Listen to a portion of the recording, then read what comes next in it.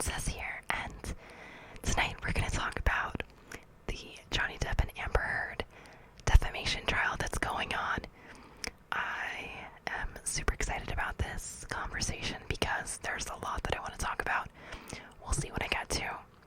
There's so much involved in this case, but I think it's really important to think about the way that we talk about people, and I'm sure that I have said some negative things about her myself, and I'm not saying I'm not going to say negative things about Amber, but I want to be careful about what sort of guilt I connect with somebody and what I attribute to somebody, right? And like, are they a victim? Are they an abuser? And what does that mean? Because I think that it can be very damaging the way that we talk about those concepts, right? And ideas of like domestic violence. It's a big problem, and women deserve to be believed. So we don't want to overcorrect where we're like, well, men deserve to be believed too, and they do. And I don't think that he is the abuser. That's my personal opinion, based on the behavior of both of them while they testify. That's the impression I'm getting, is I think that she's more aggressive, and that doesn't necessarily mean that she's the abuser, because you could be an aggressive victim, I think. But her story, it doesn't make sense to me.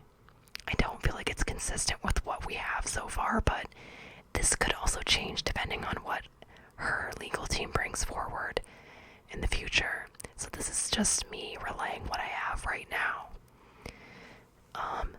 So yeah, let's get into it. I recently listened to some recordings where you can hear conversations between Dr. Kipper, the nurse, Amber Heard, Jerry Judge, and Ben King, all talking in it, which I don't think they can show in court. But there's a lot of alluding to that she accidentally hurt his finger. I think you should check it out. I'm gonna link the description in my sources. It's really creepy to me. So, cause like the way that the doctor talks about it, it's like he knows that she did it, and they put her on medication. They had to give her medication to calm her down, and it also leaves you with this impression that the doctors were there to take care of her, not Johnny Depp. I don't know if this is true, but it seems like she was part of their priority. I don't know if it's more so than Johnny Depp or not, but it's something to think about. Alright.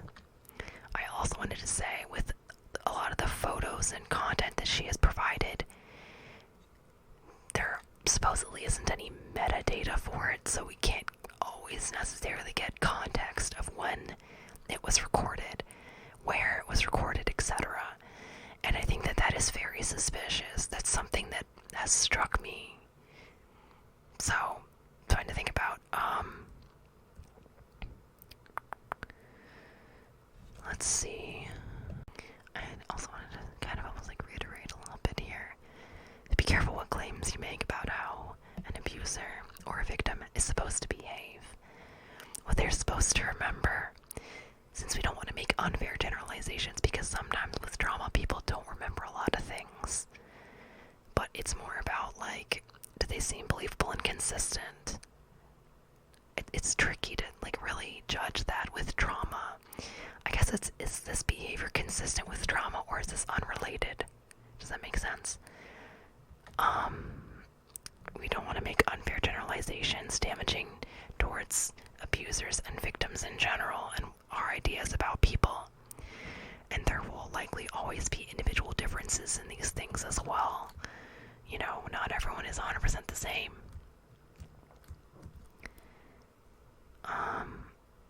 Another thing I found, this is according to WBFN, some victims report reaching a point where they're unable to suffer the growing tension. A victim may even provoke a beating to at least have some sense of control over the inevitable. Their reward is not the beating, but the love and attention of their apologetic partners during phase 3.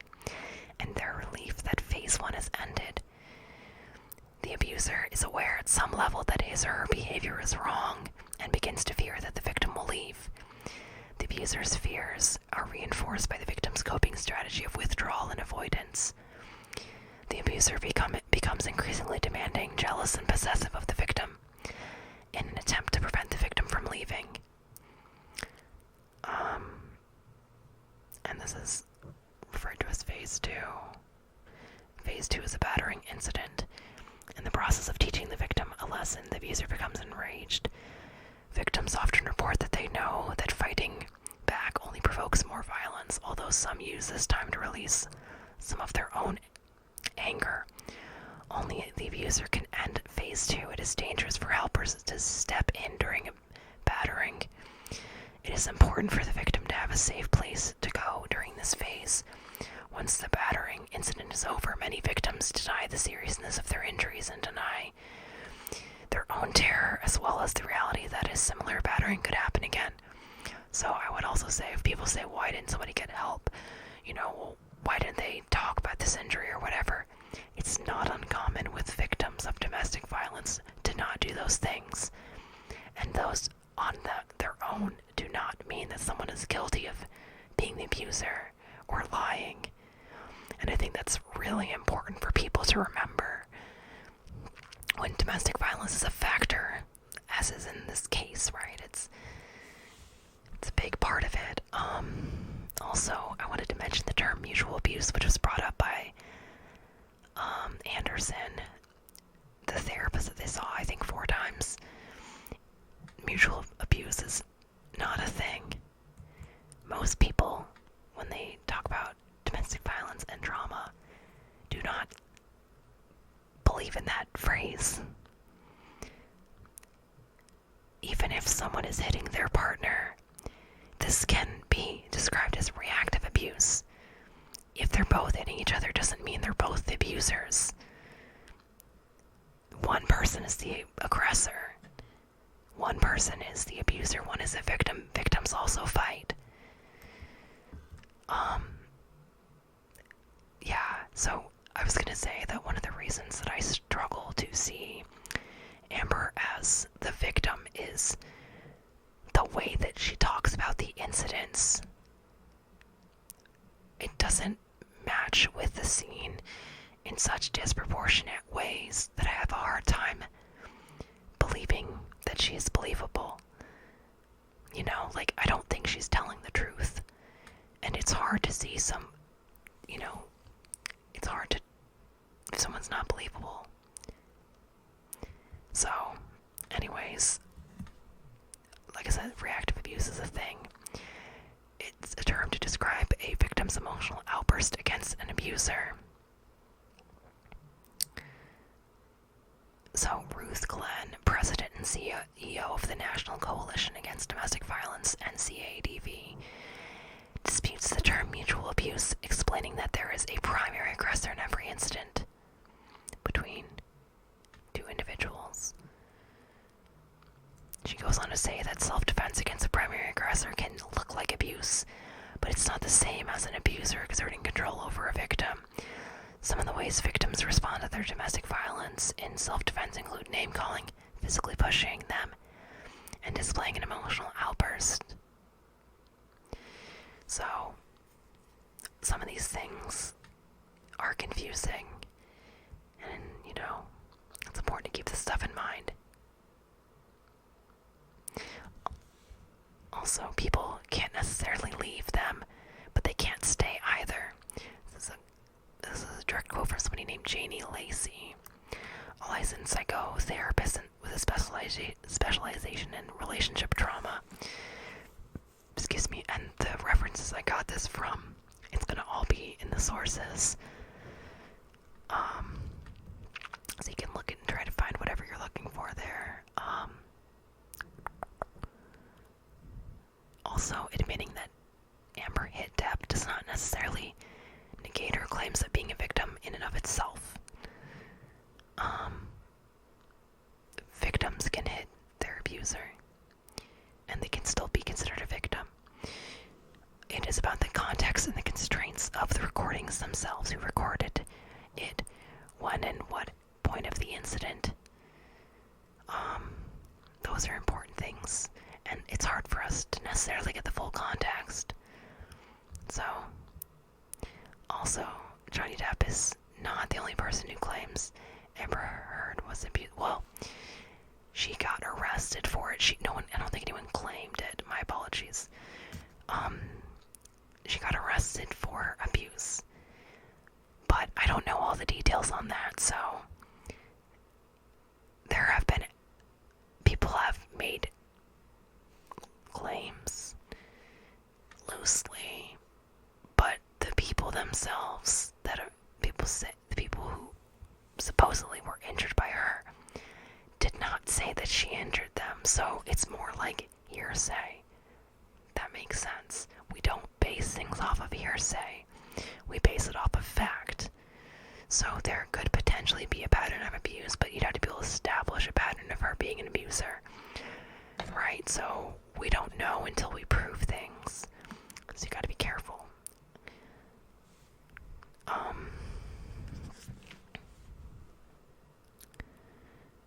Also, she's got mental health problems, and those might tie in here a lot, and I think that they do, and that is my own opinion.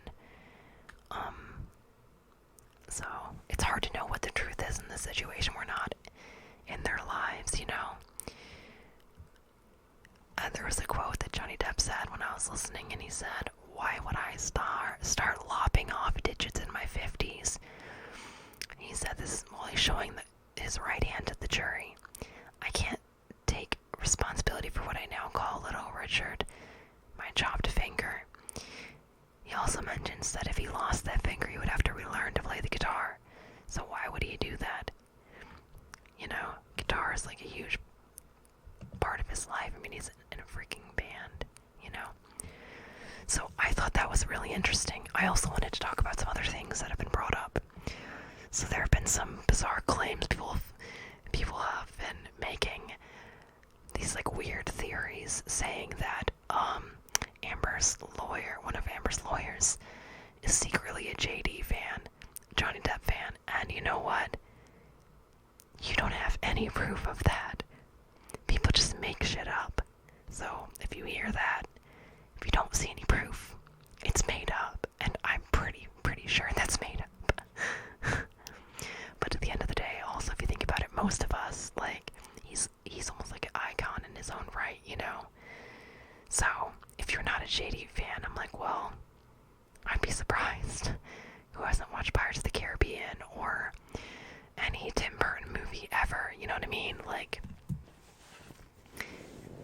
I'm just saying, he is amazing, but we're not, you know, we're looking at actions here. So,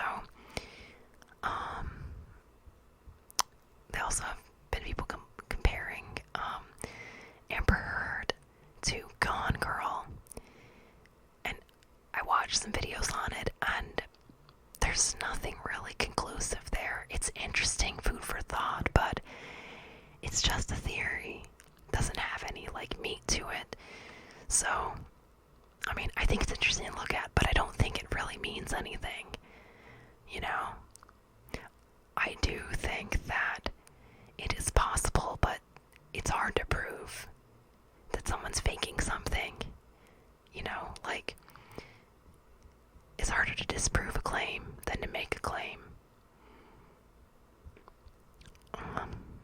You know, so. Also, I had said before that Franco and Musk were going to testify, and they're not. There's also an online petition that's calling for Amber Heard's removal from Aquaman for the upcoming Aquaman film.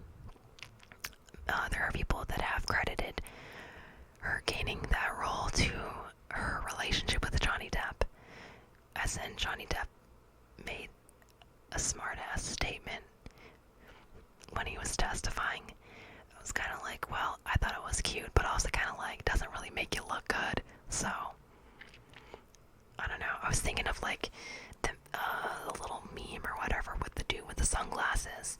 That's what I was imagining. Like Johnny Depp with the sunglasses on his eyes. But then it's like, you know, do you want to be believable? Do you want to, you know, be seen as like respectful? Did you need to say that? Probably not, Johnny Depp. So, I don't know. So yeah. Amber Heard, we've seen her on the stand so far. She's still on the stand. But, we don't know everything yet, so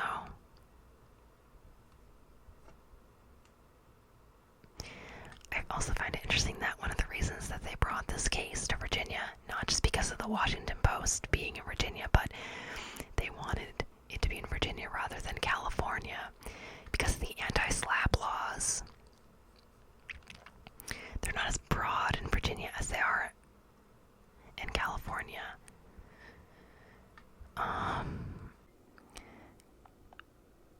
Alright, so I wanted to mention that while Johnny Depp was on the stand, he explained that Amber was upset in Australia about a potential post-nuptial agreement that Johnny wanted.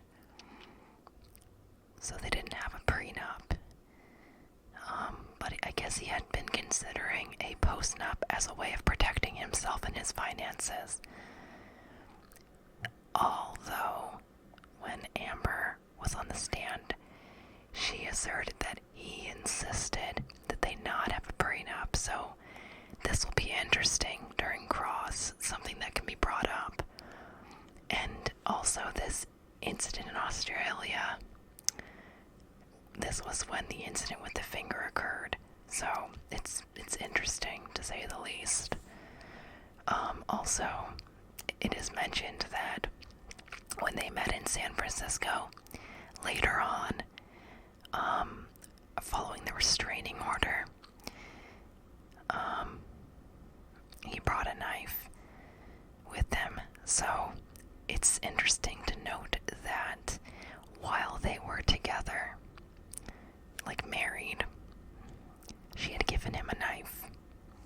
Amber did, which is referenced in court. It was referenced by Dr. Hughes, as well as, I believe Amber herself brings it up, which is a very weird thing for somebody with domestic violence happening in their relationship to purchase for their significant other. I could be wrong. To me, it seems peculiar. And on the knife in Spanish, I believe it's supposed to say "until death," but somebody said that it was not correct. I don't know. I don't speak Spanish. I took Spanish in high school, but I remember none of it, so I couldn't tell you. So yeah. Also, back to the San Francisco thing. I apologize. I'm a little bit all over the place. During the San Francisco meeting, there was an audio clip where Depp threatens to cut himself with a knife. Though I'm not sure if this is the same knife we were just talking about. I think it'd be interesting if it was. And he says that he was psychologically, emotionally, that was where he was. At the end, I was broken. I thought the only answer is here, take my blood. That's all I've got left. So Depp not only lost Pirates of the Caribbean, but he also ends up losing his role in Fantastic Beasts. Although he was paid for the one that he did. Which is, I believe, why it's not really mentioned that much in court. Also in 2016, Penny did come up for his defense on social media around the time of the restraining order, and he tweeted for Johnny. He said, knowing Johnny Depp for years and through several relationships, he's the sweetest, kindest, gentlest man that I've ever known. Just saying. They said, all I'm saying, domestic violence is a serious allegation. Trial by Twitter is unhelpful. Let the facts come out before rushing to judgment. And I want to mention some of the witnesses we've had so far. So, the nurse, Debbie Lloyd, I think is that her name, who gives us the same sense that she does not really seem to believe Amber about being abused. That she did not suffer injuries consistent with abuse. One busted lip for the entire time. Also, Amber's descriptions of fight scenes is just very dramatic, and some of it seems like, how would this physically happen? How would you end up from over here to over here? It's very like dynamic, and it sounds like a story, and that's how I see it. But we'll see what happens in Cross, and if they are able to poke some holes in the stories that she's told. Nurse Debbie Lloyd in court, it was shown that Debbie Lloyd and JD had a close relationship, and that she had been there when they were looking for the finger. There's also audio where she is on the audio clip, which is why I think it's not been in court. You have to look it up. I don't remember the name of the recording, but it has Ben King, Debbie Lloyd, Jerry Judge, is that his name?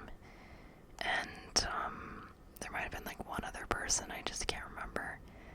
But it's kind of hinted at that Amber did this. They like say she in it, and they give her medication, and it almost gives you the impression that much of the reason that the doctor and the nurse are there has to do with Amber rather than Johnny Depp, though I am not 100% sure on this one. Sorry about the noise in the background. If you can hear it outside, there's a lot of noise going on. Here's some text between Lloyd and JD.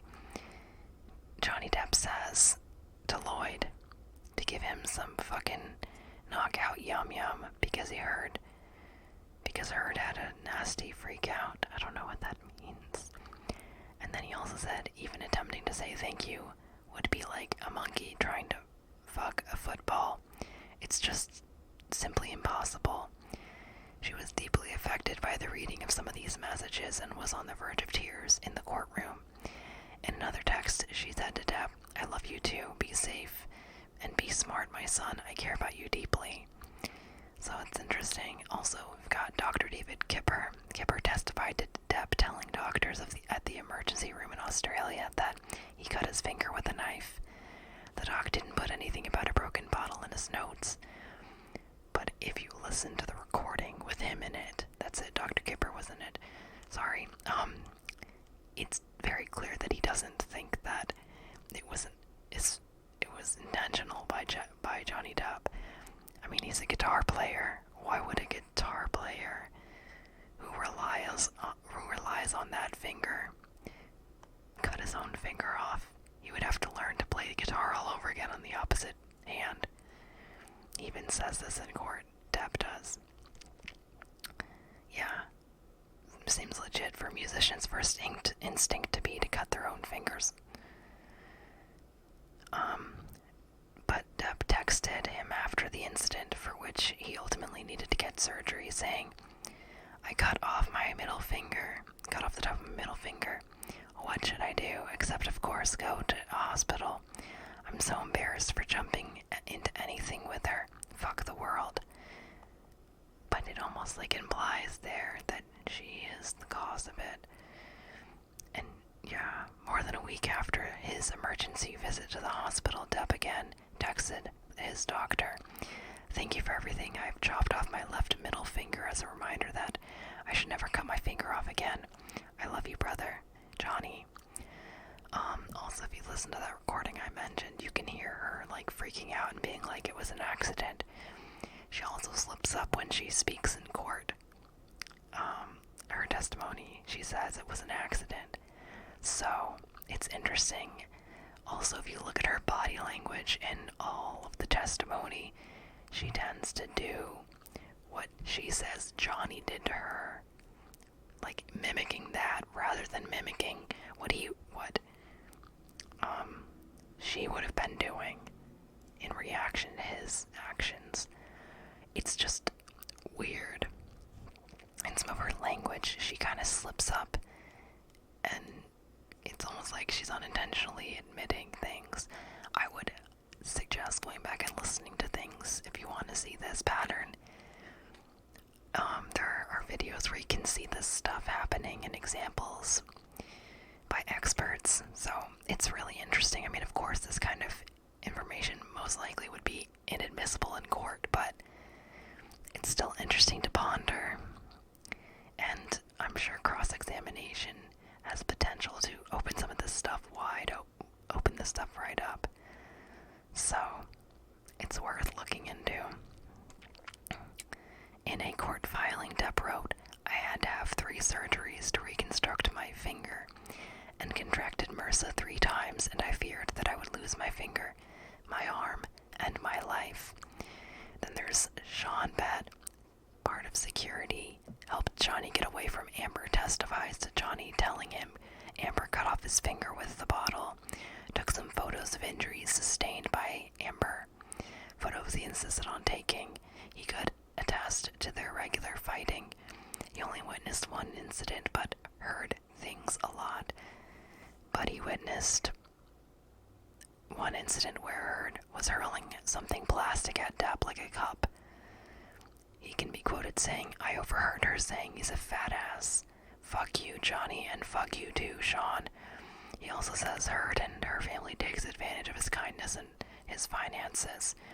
In Bett's words, they started to argue periodically, and then the arguing started to progress more and more, and it was always taking place because Miss Heard would start this argument. Bett claims to have never seen injuries on Heard's body similar to those he saw and photographed on Depp. Nor did Amber disclose to him about some type of abuse. I don't think that there would be any reason she would share this with him, especially because, you know, he is in Depp's corner. But I would also say, devil's advocate here, her injuries could be hidden. Or maybe she's not going to show an injury, but it's internal. That's something to keep in mind. Also, some of his scratches could also be argued as being defensive wounds rather than injuries of her hitting him. It could be her fighting back, but I don't think that that's the case. But it is always something to keep in mind that just because he is injured doesn't mean the injury is an attack. It could be a response to him attacking someone. I just wanted to mention that because it's important to recognize that that type of thing happens in abuse all the time. And we don't want to jump to conclusions and blame a victim without doing our due diligence, okay? And I think it's important to be careful about demonizing her and focusing on the behavior and not the individual, if that makes sense. Because we don't like her behavior. We don't know her, you know.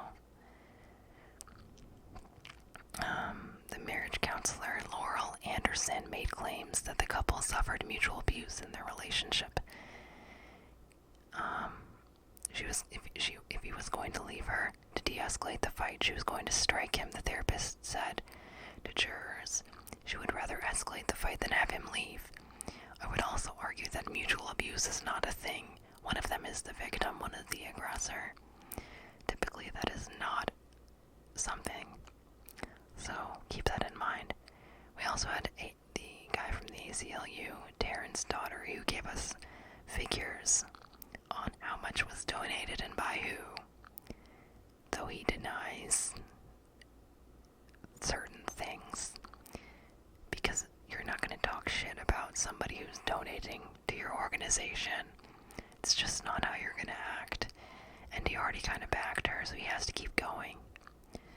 That is my opinion. We also had the housekeeper, estate manager Tara Roberts from the island, William Catlin, the police officer, Melissa Zanes, and her partner Tyler Haddon, also police.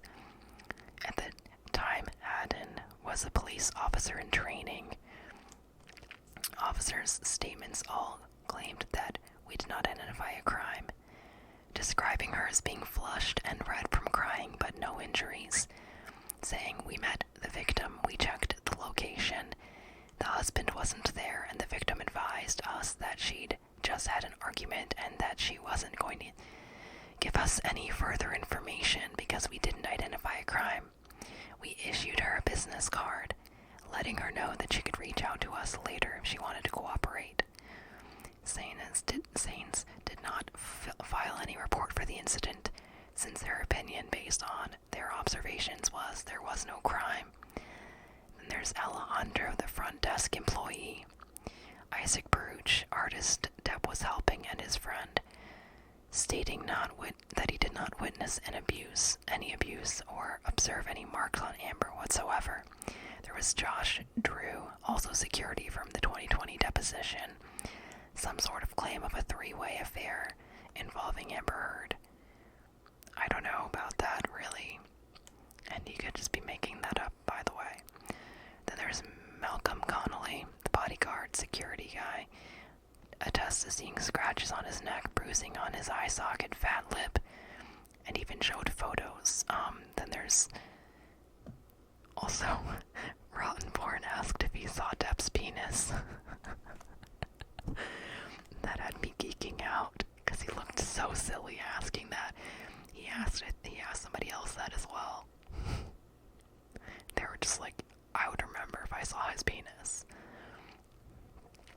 He also said that the marks were on his left side of his face and neck, and that they were getting more regular. Even has a photo of him in public with swelling on the left side. Looks like he had a black eye. Then there's Sterling Jenkins, security guy, attests to Johnny Depp's injuries, but none recalled on Amber. Christian Carino, and both Amber and Johnny's former agent. Carino helped Amber meet with Johnny at the hotel in San Francisco, and I think he cut ties after that. He was the agent who represented them in the past. While the restraining order was in place, he helped her to meet with him. Depp met her because he was hoping she would retract her claims of abuse, or that he could convince her to. That didn't happen. During his testimony, he explains that he was confused as to why he had been summoned to her at that point, since all the news was just about the fact that I had allegedly done all these horrible things to her. So I was talked into going there and met with her in hopes she would retract her lies that the world was now fed. No way was she ready to do that, and I couldn't understand why I was there. Everything had been taken from me. My children couldn't escape the fact that this had all gone down. So, Dr. Curry, who we talked about in the last video, said that Amber Heard does not have PTSD, though Dr. Hughes disagrees drastically. But her notes and her tests are not well filled out, and they're kind of inconsistent with one another, so it's a little strange, and I'm curious to see how they poke holes in this, and they could have done a better job on their cross-examination of her. And I did not like the way that everything went down with her testimony. It was, to me, all hearsay. It was just a repeat of Amber's words as fact. And I felt like it was incredibly biased. I mean, Johnny's psychologist was biased too, but I felt like hers was more grounded in some kind of fact, and rather than just trying to have the outcome that Depp wanted, though obviously she was trying to help create that. That's her job. There was also Ben King, the house manager, and my personal favorite. He was the one who was speaking when one of Amber Heard's lawyers objected to his own question. Ben was so relaxed, almost like made the person cross-examining him more flustered as a result.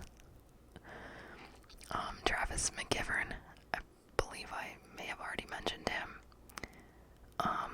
He gave examples of how Amber belittled Johnny and how often, every other day, and that he saw them every week, several days a week, that he had helped him to get away from or extradite himself from Amber, helped Johnny do that.